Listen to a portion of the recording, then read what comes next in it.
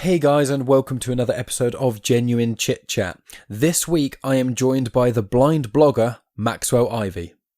Now, as well as being a blind individual and having a blog, Maxwell has a podcast called the What's Your Excuse show, and he also has written 3 books. Now, I'll give you a few quick details before the show gets started. Essentially, what we talk about in this is how Maxwell lost his vision, because he started to lose it when he was quite young and was almost completely blind by sort of the end of high school, college, that sort of time. We do delve into that sort of thing. So we talk about how he lost his vision, the importance of accepting a helping hand, how people have mistreated him due to him being blind, the books that he's written, modern meditation, and loads of other things like that. So it's a really interesting chat, as well as being quite wholesome. This week is only part 1. Part 2 will be out next week, which I'll go into a bit more later. And that's really much about it for now. There's going to be a quick promo for Beer Nuts Productions, which is a friend of mine called Goff, who is another blind gentleman. He resides in Australia and is a filmmaker. He's been on the show twice in the past, and he's also due to come on again in a few weeks' time. I don't know when the episode will be released. I'm speaking with him in a couple weeks' time. So keep an eye out for that. But yeah, essentially we've got the chat coming up, but just before that, the promo by Beer Nuts. That's about it for me, guys, at the moment. I'll let the chat get started, but I will be back at the end of the chat just to talk about what's coming up, including in part 2, what's coming up over the coming weeks, and a few bits and pieces of more information. I have also included links to Maxwell's blog and his podcast in the description, so make sure you check those out. Anyway, that's enough from me, guys. I hope you have a great day. I hope you enjoy the podcast. Make sure if you do, you give Maxwell all the love you can. And I'll be back at the end for more details. Hi, this is Goff from beernutproductions.com, and you're listening to Genuine Chit-Chat podcast with my pal, Mike Burton. And after you're done listening to Mike and his special guest for the week, why not head on over to beernutproductions.com for some of our hilarious and original content. We've got a great range of movies, audio downloads, and so much more for you to enjoy. That's beernutproductions.com, the home of the world's greatest entertainment. And that's not overselling it. But for now, it's back over to you, Mike.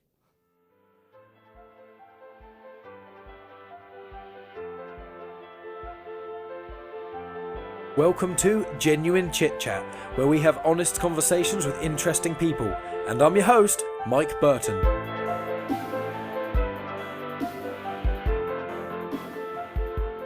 So, I am here today with Maxwell Ivey. Maxwell, thank you so much for coming on the show. You're an incredibly busy person, and in all honesty, you're inspirational. With all the sort of crazy things that you've done and accomplished thus far, like let alone what you're going to achieve in the future. I mean, it's great to have you on the show. I wonder if you could sort of introduce yourself and tell people what you're all about, really. Well, sure. Hi, guys. I am Max Ivey. I'm known around the world as the Blind Blogger. I am a former carnival owner, actually failed at being a carnival owner, started an online amusement equipment brokering website in 2007 before WordPress, Wi-Fi, or social media. People were impressed with all the work I had to do, including learning how to hand code HTML, that they said, Max, we want to hear more about being an entrepreneur who happens to be blind. So it started a second website is the Blind Blogger, where I share my experiences and the lessons I've learned from them, and hopefully the lessons people can take from them. Along the way, people said, Max, if you can do this stuff, why can't I, or what's my excuse? And so the What's Your Excuse or No Excuses has become part of my brand, which is where the name of my podcast, the What's Your Excuse show, comes from, which is where I interview people who have overcome adversity or difficult life circumstances. I am visually impaired, almost totally blind. I started losing my vision when I was 4 or 5. By the time I entered junior high school, I was using a white cane and learning to read Braille. By the time I graduated from college, I had lost most of my vision. But I was lucky enough and determined enough to achieve the rank of Eagle Scout, attend and graduate from a traditional high school and college, and work alongside my dad for over 15 years in the carnival world before his death led to the closure of the business. And nowadays, I speak, I write, I travel, I sing, and I help other people get exposure by connecting them with podcast hosts like yourself. And that in itself is an absolutely incredible resume. I mean, I've listened to your show, one of the most recent episodes as well, and you can really tell that you enjoy it. And it's really nice to see someone who is so passionate about essentially what they do. So I want to kind of I'd ask, obviously, for lack of a better word, elephant in the room of yourself being blind. If you want to just get into that a little bit more of just sort of how you were when it sort of happened. And then after we've just briefly spoken about that, we can talk about all the other ventures that I want to get into. Right. Well, I think that there are many areas in my life that my blindness has helped me, partly because at one time I had perfect vision and then I lost vision gradually. So I had to continually adjust to varying levels of visual ability. So, for example, I've gone from reading regular print in a dark room to having to have a magnifying glass to having to buy large print books or get large print books from the library to using a closed circuit television to put the text up on a screen to audiobooks and Braille. I've gone from manual typewriter keyboard to electric keyboard to computer keyboards, and now kicking and screaming to the iPhone and the iPad. So as my vision changed, I was constantly having to adapt to new circumstances. And that, I think, is really helpful when you're in today's world where nothing is constant. We cannot depend on anything being the same. Long-held jobs and careers and educational systems that we used to think would be around forever have failed us in the last 10, 15, 20 years, to the point where nobody really knows what they're going to do for a living next year, much less the next generation. So I think that has really helped me. The other thing, and this is a really key part of my whole story and my whole message, is when I was growing up, I knew I was going to lose my vision. So my dad especially said, Max, don't ever be afraid to ask people for help, because they're going to want to help you. And the odds are, if you don't ask, you're going to end up in more trouble than if you just stuck your hand up and say, hey, I need some help with it. So I've spent my life with the whole idea that asking for help is not a bad thing. There's nothing weak or inept or embarrassing by having to do it. And so as a result, I have no shame asking for help. I also have learned, though, that most of the people in the world are raised to believe that if they ask for help or if they ask for opportunities, that there's something wrong with them. So one of the things I try to do is explain to people, we're not meant to do this all by ourselves. In fact, if you want to make real progress real quick, the best way to do that is to invite other people into your life, into your journey, and have them be part of your story. And I've come up with this one expression that seems to work best, because when I put it this way, people think about the other person instead of thinking about themselves. And that is, I tell people, when you refuse to ask, you rob the other person of the joy that they would have received from helping you. And so if you just think about the other person, think about how crappy their day may be right now, and how much better their day would be if you came along and said, hey, I know you know this stuff. I'm really struggling with it. I could really use your help. And see if that doesn't change their day. Because I know most people, if you get an opportunity yourself to do something for somebody, doesn't that make you feel better?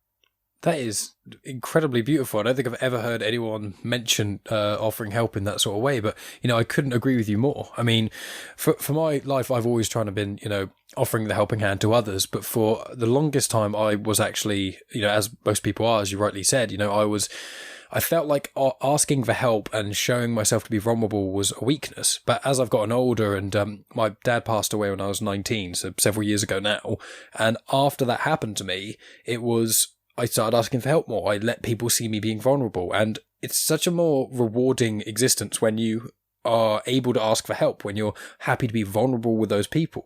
So I agree with you completely. Yeah, and I've got many amazing stories of how people have helped me over the years, including 2 years ago when I was in New York City for, I think, the third or fourth time to speak at a conference called Word Count New York City. And I got sick. Because I was sick, I wasn't as able to sell my books or promote my service. So I was sick, broke, and about to be homeless in New York City. And because I had built connections with people online, I reached out on Facebook and Twitter, and eventually a fellow online business person named Rob provided me with a hotel room and put money on the minibar so I could eat that night. And another lady named Denise provided me with the rest of the money for a train ticket to get myself back to Houston, back where I needed to be back to at that point, so I could go home and get well. And those things wouldn't have happened except for, one, I show myself to be vulnerable. I'm about as real gets online, and people are attracted to that. Because of it, I build connections, and because of the true honesty and the connection I make, the friendships I make with people, when I needed help and I really needed it bad, there were some people who stepped up and did things that I don't think most people would have expected them to do for somebody they didn't personally know. Yeah, and I must say, obviously, with yourself being blind, you must have an interesting perspective on people, because I imagine you have sort of a slightly more extreme view of the positive and negative to some degree. Because do you mind if I ask, have you had many people who are very dismissive of you due to yourself being blind and be quite horrible to you? I haven't really had a lot of experiences with that. One thing, yeah, it is good. But, I am, I have heard, it does seem to happen more with women than with men. It also seems to happen more with older people who have lost their vision. But, I'm 6'4", about 270, 280 pounds. When I meet people, I've usually got a smile. I usually got my hand out to shake their hand. Very, very seldom do people look past me.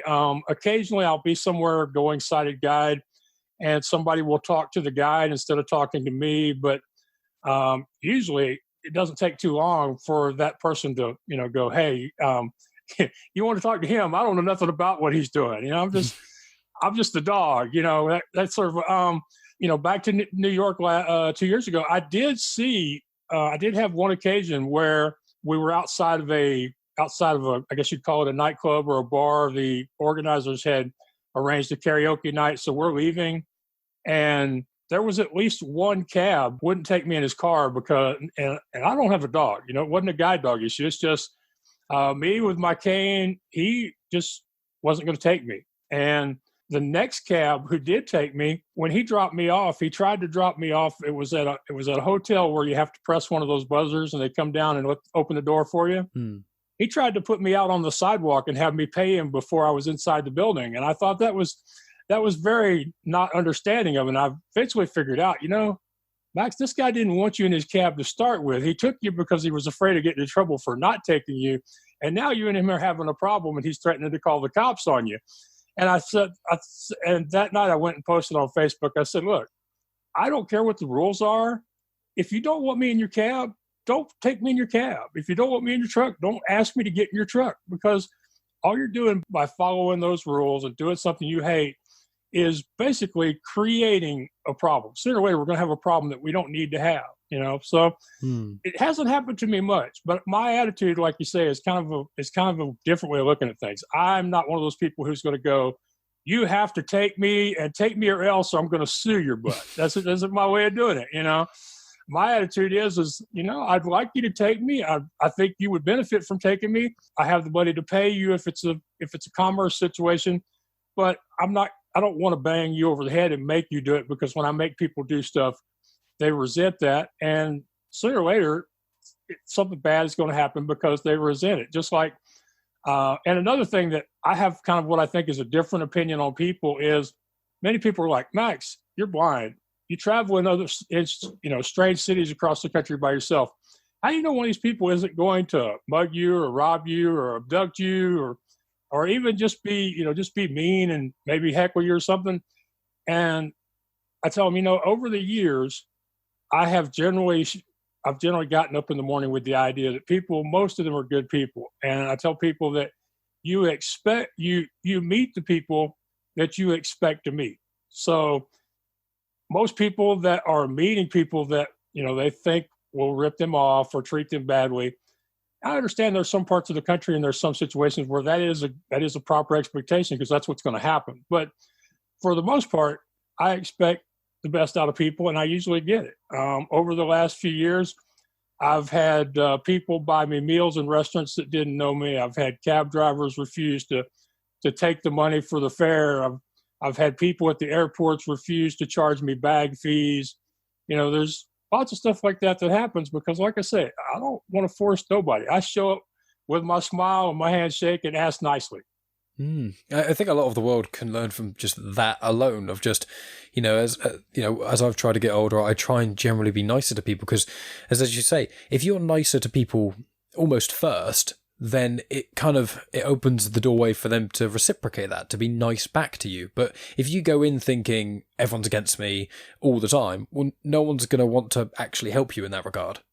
Yeah, and it does really start with your thoughts and your feelings about what you expect, even before you say hello or before you voice any of your thoughts about the person you're meeting. It really does start with your attitude and what you're expecting out of the other person. I agree completely.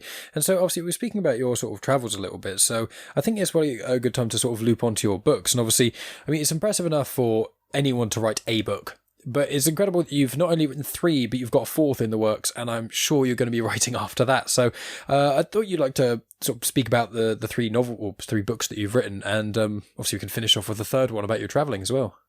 Sure. Well, the first one I wrote on a dare. A woman asked me to be part of an online summit. She said I needed to have a book. And so I started writing. It's called Leading You Out of the Darkness into the Light, A Blind Man's Inspirational Guide to Success.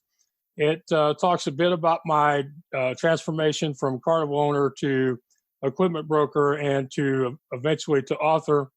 And it has 11 exercises people can go through that will help them on the progress to whatever their goal or dream may be. It also includes my email address because I want people to report on their progress. And I want them to know that even if nobody in their family, their neighborhood, or their community believes in them, that there's at least one person that is going to listen and believes that they are capable of accomplishing whatever it is they're setting out to do. So that's the first book. The second book is It's Not the Cookie, It's the Bag, A Guide to Weight Loss Success, which I wrote to basically chronicle my experiences before, during, and after having successful gastric surgery. And besides the chapters in there about diet, nutrition, and that sort of thing, there's also some really good chapters in there about what I call modern meditation, why affirmations don't work, and finding the positive in life. So that's the second book. And the third book is The Blind Blogger's New York City Adventures, How You Can Make Your Dreams Come True. That one is based on my experiences. I competed for and won one of the prestigious Amtrak Riders in Residence. Thousands of people compete for it. They pick 24 people and they give them train transportation anywhere in the United States so that they can get away from their house and their routine, meet some new people, visit some new scenery, and hopefully get their juices flowing to write something. And since I'm generally a nonfiction self-help author, I wrote a book about what I was thinking and feeling before, during, and after the whole experience, how I chose what city I was going to go to, some of the places I visited while I was there, some of the techniques that allowed me to manage to make the trip. So, and that's The Blind Blogger's New York City Adventures.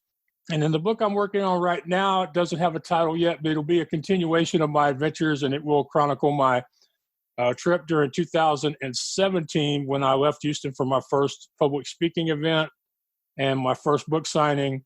And then also when some plans fell through, instead of getting so focused on the mission that I went straight back home, decided to spend some long-awaited quality time with my brother and his family in Florida and my aunts and uncles in South Carolina, people my brother hadn't seen for probably 6 or 7 years, and the other side of the Ivey family probably hadn't seen any of those in 20 years. So it was kind of a good thing when that part of the trip fell through. But that's what the next book is going to be about.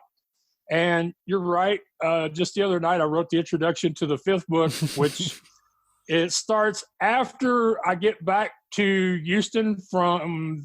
It starts after I get back to Houston from that trip, and it goes through my first hometown Houston book signing, some other public speaking events, a couple of really bad experiences, one with a book signing and one with a speaking event, and then how I recovered from those, how I kept going forward. And then it's going to end with me speaking at an event called PodFest, which I'm going back to in a few weeks in March, where not only did I give a great talk in the Peachy Kutsa session, but I really took advantage of their gratitude session at the end of the conference.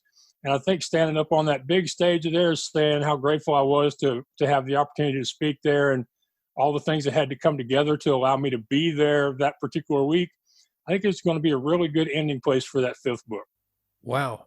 I mean, there's a lot to unpack there and a lot to discuss. So you managed to articulate that incredibly. I mean, I can't even, if you tell me 3 films I like and try and explain the synopsis of them, I can't. I just mumble off into the distance and go off nothing. Yeah. But like I tell people, this is my story. If I didn't know it, then I'd be in trouble. And I also tell people all the time that are scared of being interviewed. They're like, well, what if they ask me a question I don't know the answer to? It's your story. It's your journey. It's you. There really shouldn't be a question they can ask you that you don't know the answer to and shouldn't be able to give it to them. You might have to pause for 10 or 20 seconds, but, so, those are my books, my stories. I won't call them my children, but I know some authors do. And so, I really should, know them like the back of my hand. But as far as movies, I'm good with plots and characters, but I'm terrible at people's real names. Yeah, I know that feel. I was going to ask, actually, I hope you don't mind if, I don't know if this class is as a rude question anyway, but when being blind, as you became more blind from obviously 12 to sort of late teens, did you find that your other senses actually got better? I apologize if that's an insensitive, stupid question, but No, it's okay. I'm going to help you out by starting with this part of my answer first, okay? In my opinion, and we've already discussed how I'm different from a lot of people, and in fact, I'm different from quite a few blind people. In my opinion, I would rather answer an awkward question that's sincerely asked than to have you guess or be sitting there thinking about it. I'd love to ask this question, but I'm afraid I'm going to make him mad. So we're good. In fact, there's a whole school of thought. There's a debate as to whether your senses get sharper or whether your brain becomes better at processing what sensory information you receive. Right now, the science seems to be on the side of neuroplasticity, which basically says that since your brain is used to spending 80% of its computer power to process visual input, when you don't have visual input, it has all that computer power that's got nothing to do with. So it takes that and turns it towards your hearing, your sense of smell, your sense of touch, and to some extent, your ability to perceive the environment around you. I'm not going to call that an extrasensory, but you know how if somebody stands behind you while you're working long enough, eventually you will feel that they're there, even if you don't see them, kind of a thing. Yeah. So that's where most of the science is now, is neuroplasticity. In my case, my hearing is very, very good, but my sense of smell is terrible. I was once tested and told I had the worst sense of smell that they had ever tested at that particular institution. Oh, wow. And a lot of it is not just the brain adapting. It's also, what do you concentrate? What do you focus on? We have lots of people who say that if you focus on the positive or the negative in your life, whichever one you focus on, that's what you get. Well, it's kind of like that a little bit with the senses. If you're concentrating really hard on your sense of hearing, then maybe your sense of smell and your sense of touch won't be as well developed. That's a good point. And sort of linking in with that, you mentioned about your, I believe, the first book where you spoke about sort of modern meditation, and I myself have practiced meditation to some different degrees. I don't do it every day, and I'm not like I don't have like 10 minutes and sort of hum to myself or anything. So I just have breathing techniques. Hey, I'm big into music. I wouldn't have been disappointed in you if you did hum. I'm a big singer, and I have a terrible singing voice. Really, you're a big singer. Oh man, I sing. What kind of music? What kind of music? Well, to be honest, I like so many different genres. I mean, I'll sing all things from like pop, like, Lady Gaga or Sia, but then I also like heavy metal and things like Slipknot and that sort of stuff. I like old school stuff like Frankie Valli and the Four Seasons is just incredible. I would never sing on stage because from everyone who cares about me tells me the truth, which is my singing voice is horrendous. But my brother's a great singer, my dad was, and it's like that's one thing I didn't pick up. But I think I heard you sing on one of the the start of one of your podcasts. You sing actually. You have a really nice voice. Yeah, well, thank you. I do that. I started doing that with my first podcast, and that's when I recorded my first video for the Midway Marketplace a long, long time ago. I didn't have an intro or an outro, and I didn't have the money to hire somebody, and I didn't really have the tools to make one myself. And I said, I don't want to kick this to next year. I don't want to wait another week or another month, to do this. And I said, I know some people think I sing okay, and some people have made fun of my singing, but why not just sing? And I did the first maybe 8 or 10 bars of what is it called, the Christmas song from Nat King Cole, because it was near the end of the year. It was good timing. And then I went into what I wanted to say about whatever carnival ride I was talking about, and people said they liked it. The more I've done it, the more they say they like it. A couple of years ago, I was speaking at that event in Philadelphia the first time I was on stage, and after it was over with, I'm hanging out with the other speakers, and they're all taking pictures. And I said, well, how would you guys feel if I, just stood here in front of the banner and maybe sang a few bars just so I could say I did it? And so I did the second verse of The River by Garth Brooks, which is my go-to song. And I got my knees turned to jelly. My belly felt weird. Just a spiritual experience, although it scared the heck out of me. And the two guys standing beside me in the picture are kind of holding me up. But after I was finished singing, one of the other guys, his name is Azuka Zook, who is, one of the most polished speakers I've ever seen and been blessed to hear in person. He said, Max, from now on, when you speak, when you talk, when you podcast, you have to sing. It's going to be your thing. Trust me. And I'm like, okay, you speak a lot more often and seem to know more about what you're doing than I do. So I went with it. But the thing is in junior high school, when I started losing my vision, I got the misconception in my mind that people on television, that when they sang, their lips didn't move or didn't move much because my vision was that bad. And so people would make fun of it and nobody would ever tell me why they were making fun of it. And at one point, I was actually singing in a choir competition and with a bunch of other people, and I was told just to lip sync. So, for a long time, I wouldn't sing. I was scared of doing it. I'm still never really sure if people say they like it because they like it or because they're my friends.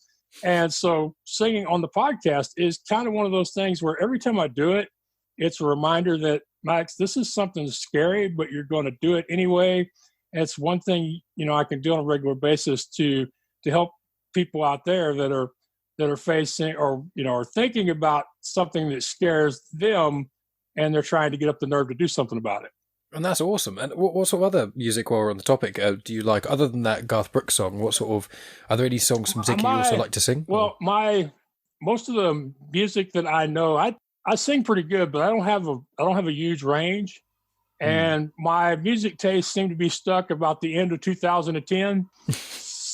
So I love people who have kind of a slow pace, or at least not a really fast pace and not a really high voice. So, people like George Strait and Garth Brooks and Randy Travis and Merle Haggard, those kind of guys, they fit my voice. To a certain extent, Jimmy Buffett fits my voice. I'm starting to find some more spiritual songs that are being recorded lately that fit my voice. But we've actually been talking about this lately amongst my friends. And I think what I need to do is I need to start like maybe once a month saying, okay, y'all know what I can sing. So everybody suggests one new song that I should go out and find on the internet and learn how to sing it and record it. That'd be great. You should 100% do that. Yeah. And since you seem to have a much wider knowledge of music than I do, I'm actually going to give you the first shot at it if you want. So you're more than welcome. If you want to email me after we're through and go, okay, Max, I think you should sing, unless you've got an idea for a song right this second that you want to just throw down on me. Well, there's a band, I don't know why, but this one band has come to my mind, and they're called Kaleo. I'm not sure if you've heard of them. Kaleo. Yeah, Kaleo. They're quite. They've only got one album out. They're just in the midst of releasing another one. Don't say only one album. Come on, man. If somebody's published a album, they're killing it. Well, I think they're killing it. I think they're one of the most talented bands there are. Kaleo. So what is their song? Well, they've got a song called "I Can't Go On Without You." That is a really, really nice, cool song. So it would probably be that one, or maybe the song Automobile. I'll have to email you them after this. I'll email them both to you, like links or something. All right. And then you can choose them. Consider that challenge accepted, and we'll start a new thing on the, once a month. That'll give me new content for my podcast. Once a month, I won't have to think about what I'm going to say. I just record new music and give credit to whoever sent the suggestion in. Well, that's wonderful. That'll work. I like it. And I really do, want to find new music to sing, but there's so much music, great music being created. You only have so much time to listen to new music. So I'm kind of like that stranger who comes to town and he's hoping he can find a local that will tell him where all the good stuff is, That's what I really need. So I really need people like you to go, okay, Max, I think you could sing this song. All right. So Kaleo and something off their first album. And if one of those two songs isn't it, I'll find something on there that speaks to me. And by the way, just for the people that are listening to your podcast, before we started this episode, Mike said that tangents and distractions are appreciated on this show. And I told him that's great because I'm really good at it. That is completely true. And I recommend your show as well, which I'll obviously include links and whatnot to in the description too. But yeah, your show is encapsulating, both of our shows have very similar sort of feels to them in a sense. You just want to chat with people who are interesting and have a good conversation. Yeah. And you really just, at the end of it, you want to get in that. I like to say it, I like to think of it as being mindful or being on mission, or I just want to get to that point where I'm thinking so much about the person and the conversation that I'm not really thinking about what I'm going to say next or what I'm going to ask next. I'm not thinking about, is my computer recording or is Zoom working? I'm just thinking, man, this is a great conversation and I want it to continue. And also the other thing that we have very much in common is that we have a wide variety of people that we find interesting, who we want to talk with. And that's one of the really cool things about having a podcast. Very seldom will people tell you, no, I'm not going to come on your podcast.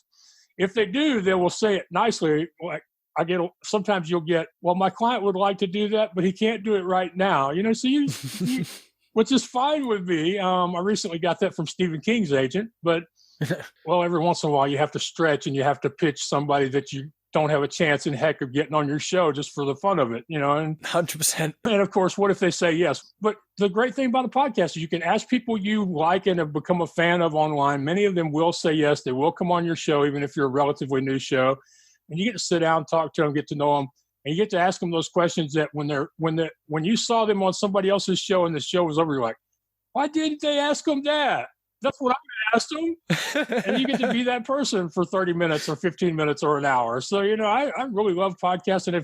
And I think if more people approached it as just something fun to do, as opposed to, I've got to be really good at it, really quick, and make a lot of money from it, So 100% agree. And I actually told somebody on a group this morning on Facebook, and he said, my podcast only has a few episodes. It's just starting to grow. I said, as long as your podcast continues to be fun, it's worthwhile. And that's, how I like to look at my show. I think that's how you approach your show, judging by the conversation we've had so far. And I think more people, there's an old expression in baseball, and I don't know if you'll get this because, I'm assuming you probably know cricket more than baseball, but maybe the expression goes that most guys who hit home runs don't try to hit home runs. They just try to hit the ball hard and let everything else take care of itself. I get that. Yeah, I understand. Yeah. So, and I think that's the way it was with podcasting and blogging, with writing. If you're, basically having fun, sharing your story, creating stories if you're into fiction, and not worrying about whether or not people are going to like it, whether or not people are going to buy it, or how quickly you can make a living from it, then it can last. Because as long as it stays fun, as long as you're enjoying it, that to me is a big key. And one other thing I got to make sure I mention, because this is part of my brand, it's something I'm known for saying. When I ask people to come on my show, or when I ask people to let me come on their show, or when I say I want to speak on somebody's stage, I can do this because a long time ago, my dad taught me an expression. He said, Max, if you don't ask, they can't say yes. And I know a lot of people have heard the other version of that, which is, well, why not ask? Because the worst thing to do is say no. My dad was always a more positive kind of person. He was the kind of guy who could, he could laugh at it when we were getting rained out or when nobody was on the midway. He could tell you a story to make you feel better. But he always would say, when I would get frustrated doing the bookings and doing all that cold calling and trying to get people to book our small carnival at their festival, he would always say, if you don't ask, they can't say yes. Now make the next call. And I'm like, I don't want to make the next call. But that was the only way we could book a full schedule, because, over here we call them carnivals. Over there, they all call them fun fairs or fairground rides. We had 7 rides. In Texas, most people had 20. So I had to get told no a lot before I would get told yes. And so it's become part of, it's one of the things I say all the time. If you don't ask, they can't say yes. And I'm starting to discover that one of the bad things about a brand is the more you say something, the more you get known for it, the more people want to throw it in your face. Because I have become known as this guy, the no excuses guy, or Max, what's your excuse? And so every once in a while now, somebody will go, Max, you should try doing this. And I'm like, I don't want to. And they're like, I thought you were the no excuses guy. I'm like, well, yes, I am, but that doesn't mean that I have to do everything that I'm capable of doing. this doesn't fit what I want to do right this minute. And, it's one of those things. It's been a very difficult lesson to learn, a difficult adjustment to make in how I see myself, which is in the beginning, 12 years ago when I started that first website, I thought the only thing I could do beyond running a carnival was selling carnival rides. And so if people asked me to do something different, I would say, no, I can't do that. And then eventually people would say, as I succeeded at bigger and bigger things that I had no idea what the heck I was doing with most of the time, people would go, well, Max, you ought to try this. And I would go, sure, I could probably do that and actually go ahead and try it. But now I've gotten to that point where they'll go, Max, you should try this. And my answer will be, well, yes, I could try that. But does it fit into what I'm doing now, what my goals are for me for the next year or two? So, I mean, in the beginning, it's about saying yes, but eventually you get to that point where you have to learn how to say no. And the one thing I'm learning as I interview more and more successful people is that learning how to say no is the harder part. Yeah, I mean, that's a very good point. Yeah, because I mean, I found out with this show, like once I sort of started it going and it started getting more listens and started kind of making a name for itself in a sense in the podcasting world and things.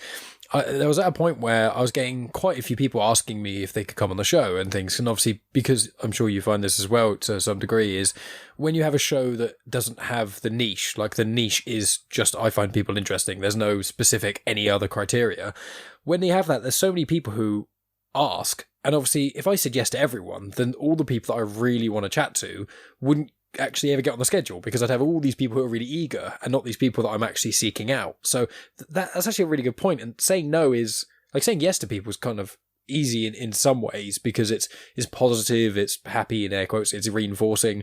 But when you say no, it is that thing of you're almost like a bad guy in that situation, even though you shouldn't be. It's that kind of mindset.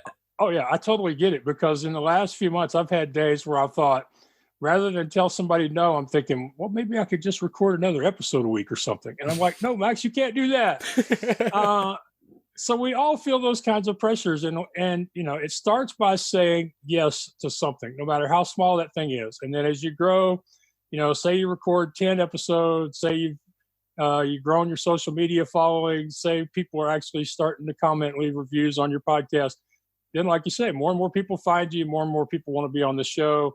More and more people want to have you on their show.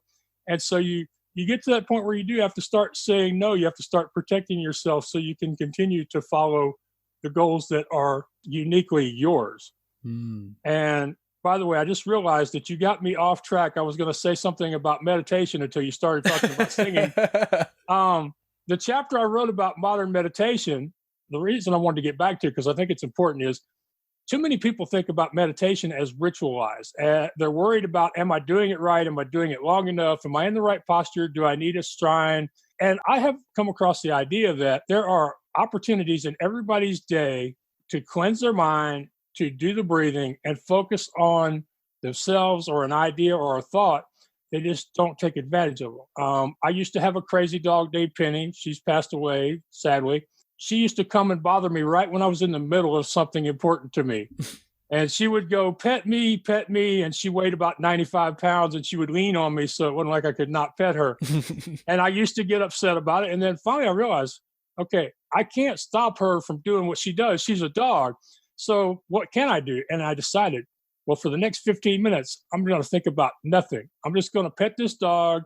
I'm going to feel her fur. I'm going to smell the smelly dog that needs a bath smell. And I'm going to do my breathing. And when I'm, in 10 or 15 or 20 minutes, she'll be through and I can go back to what I'm doing in a better frame of mind. But there are lots of things like that. Some people sing, some people hum, some people used to doodle. Some people used to watch clouds or look at a kaleidoscope. Some people sing, some people have repetitive jobs.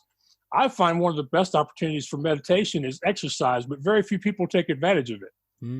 I completely agree with you. Think about it. It's very repetitive. It's very mind numbing. There's not a lot of thought involved when you're on a treadmill, a stationary bike, or even when you're jogging out on a road or a field somewhere.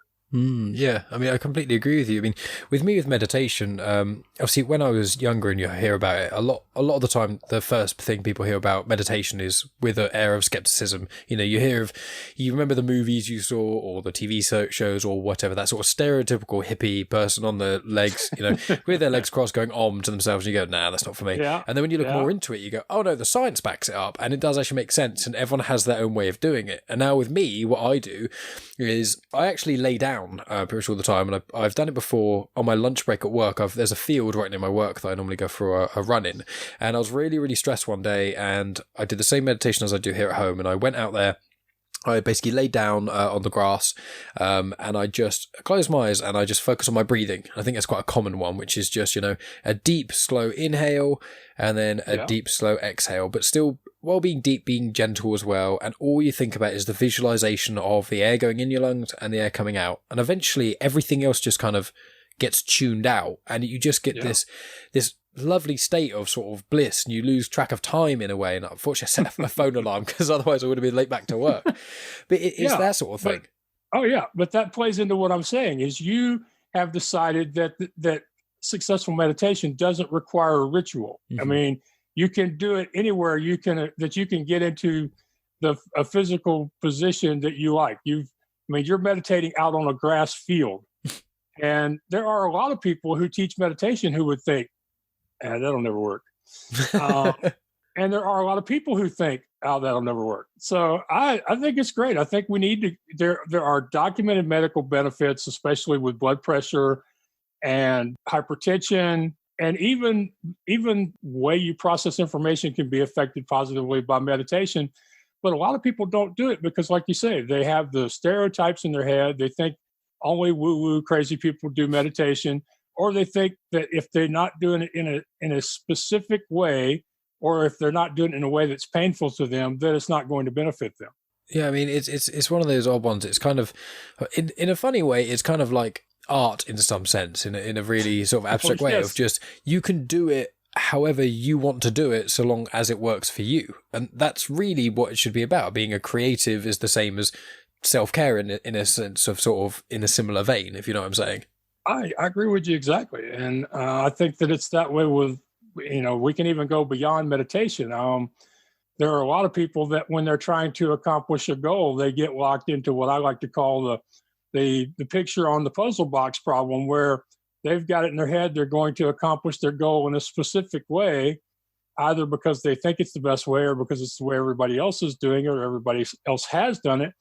And when they can't do it in the way that they're expecting it to, then they're stuck. And, a lot of times you have to get to that point where you basically throw out the rule book. You figure out, okay, what works for me, what doesn't work for me. One of my favorite quotes ever is from Louise Hay, who said that the two most dangerous expressions in the English language are should and should not, because we get into so much trouble by doing things based on what other people's expectations or what other people's rules might be.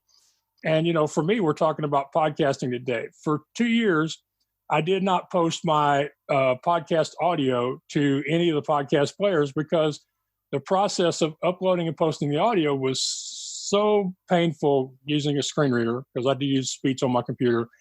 It was so much of a bother that I stopped doing it. I did not enjoy the process of getting the interviews out onto the internet. So I slowed down on asking people to be on my show. I didn't schedule recordings. I didn't post recordings.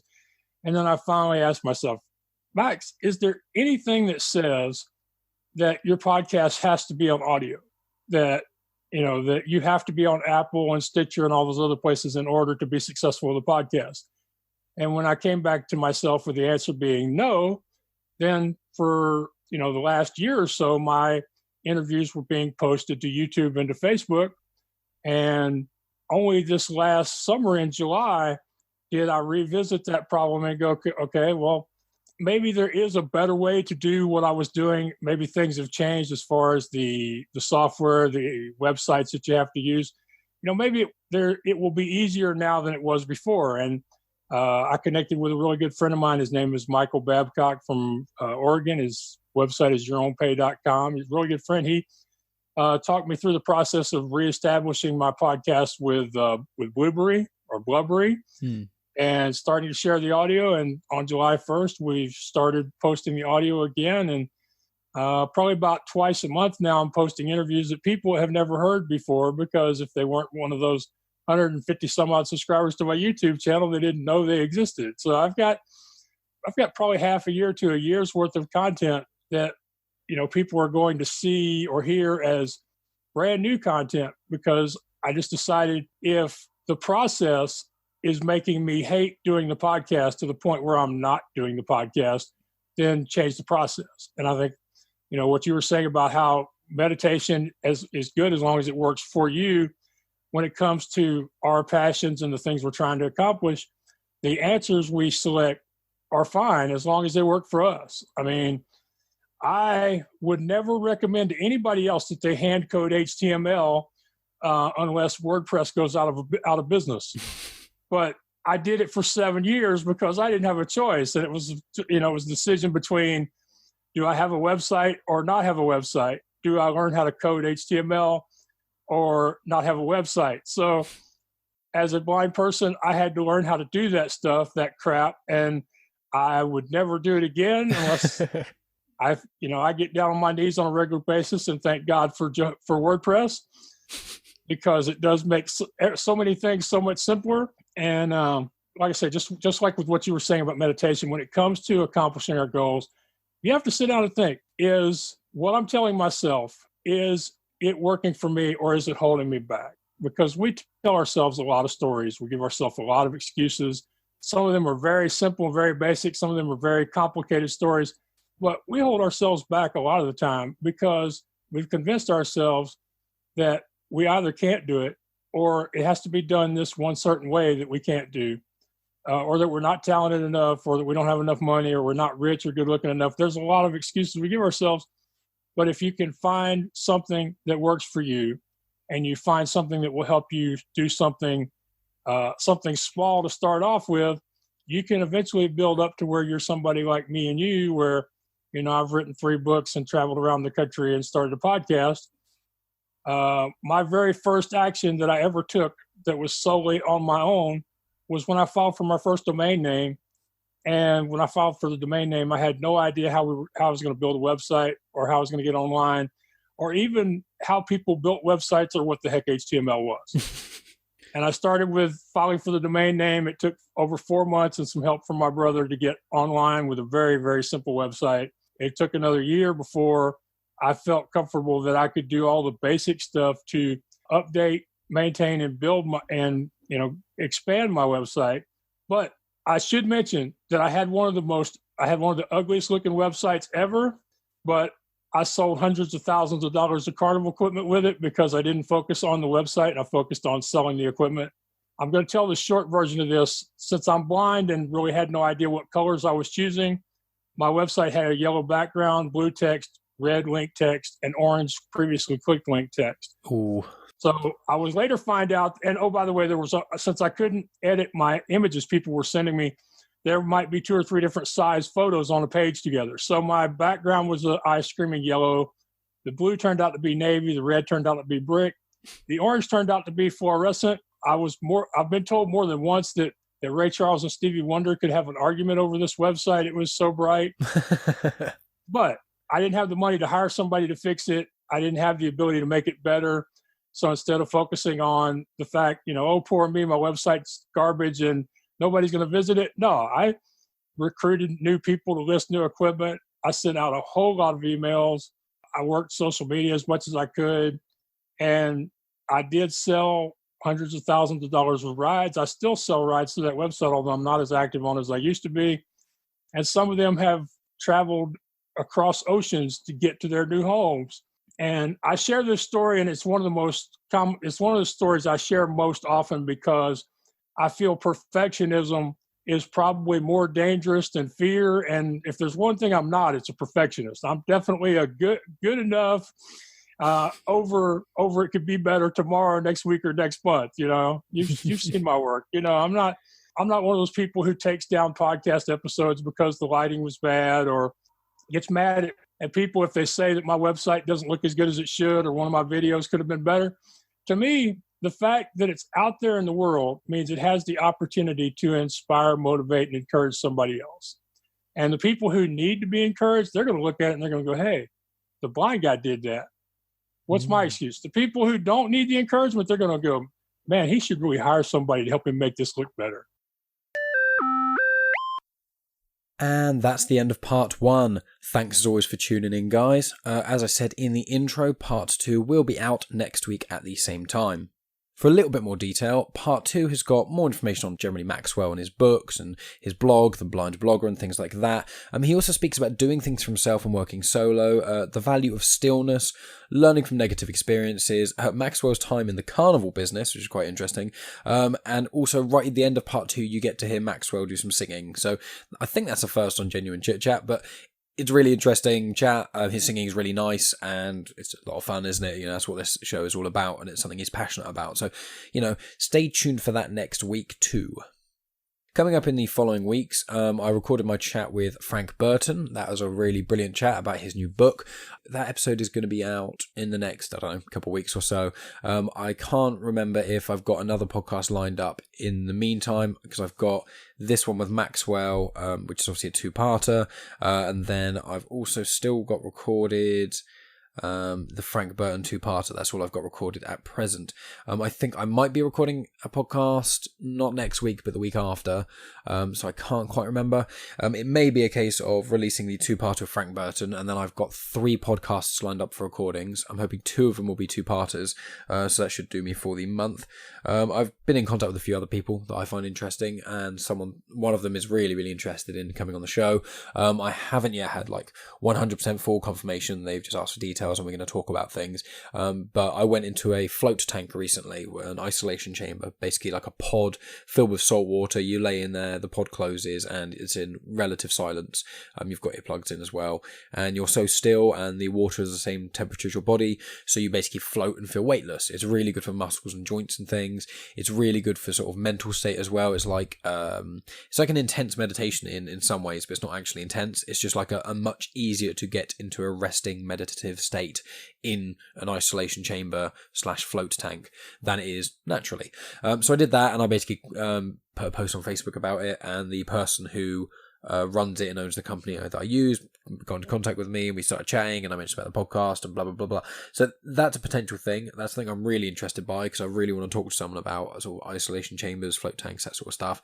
And the individual that I spoke to has got another business they run. They've got a really interesting job, loads of cool things, but I can't really talk anymore about it just in case they pull out on things. So that's what's in the pipeline, as well as I think I mentioned before, I've got the recording with Goff of Beer Nuts Production, which will be his 3rd appearance on Genuine Chit-Chat. I've got another podcast group which I'm hoping to get on my show, but I don't want to talk too much about that yet. And then I've got a gentleman as well who specialises in, I think it was cybersecurity. So that's something that really interests me too. So that's kind of what you can look forward to over the next coming weeks for Genuine Chit-Chat. I'm thinking about getting another episode recorded with Reese, because I always have a great chat with him. So I may end up doing that at some point in the future. And then I've got a few other things sort of in the pipeline. So that's going to be it from me, I think, at the end of this, guys. As I said, check out Maxwell's stuff, give him some love, check out his podcast. It's not dissimilar to this one. As you can hear from this chat, he's just a really fun and wholesome guy who's been dealt a really shit hand in life, but he's making it work and he's enjoying it. And that's all you can really ask for people who've gone through horrible shit experiences, is just push through it and look in the lighter side of things. And that's exactly what Maxwell is doing, and that's why I'm so proud to release these episodes, because even if a few extra people hear of him and that inspires even one person, then that makes it worth it. And yeah, I just think Maxwell's a brilliant guy and he doesn't get enough attention and love. So, thank you, especially to you, lovely listener. And if there's multiple of you there, thank you, lovely listeners, for checking this out, listening all the way to the end. I appreciate each and every one of you listening, especially all the far to the end to my rambling nonsense at this part. And I love you all. So thank you so much. And hopefully I'll talk to all of you guys next week.